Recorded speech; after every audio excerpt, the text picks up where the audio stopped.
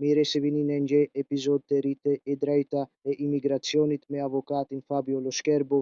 Sot po flasim për një iniciative trajnimi të organizuar nga studioja ime ligjore dhe të akredituar zyrtarisht nga dhoma e avokateve të Bolonjës Koa Bologna. 3 takime, 3 tema helbësore dhe një kellim i vetëm të gjapim kolegeve mjete praktike dhe të përditësuara për mbrojtjen e kërkuesve të mbrojtjes.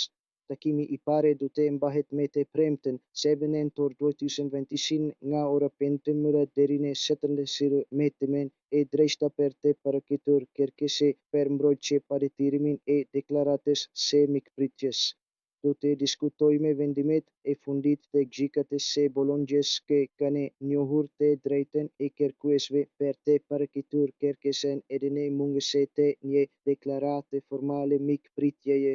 Takimi i dytë me të premten 8 nëntor 2022 do të ketë temën e drejta për të paraqitur kërkesë për mbrojtje ndërkombëtare dhe kufizimet organizative të Komisariatit të Policisë.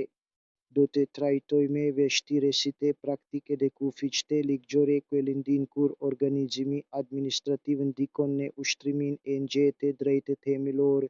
Takimi i tretë dhe i fundit do të mbahet me të premten 9 nëntor 2025 me temën aspektet etike në mbrojtjen e kërkuesve të mbrojtjes dhe udhëhecimet e Këshillit Disiplinor Rajonal. Një moment i dedikuar përgjegjësisë profesionale dhe etike të avokatit në mbrojtjen e personave me të pambrojtur.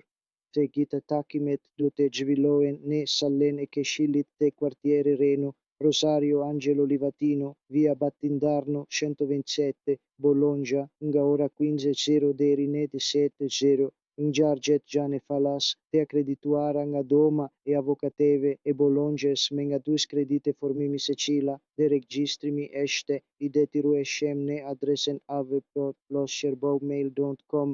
3 pasdite trajnimi, reflektimi dhe diskutimi me gjykatësie praktike dhe gjuhët e kartë. Ju pres me kënaqësi.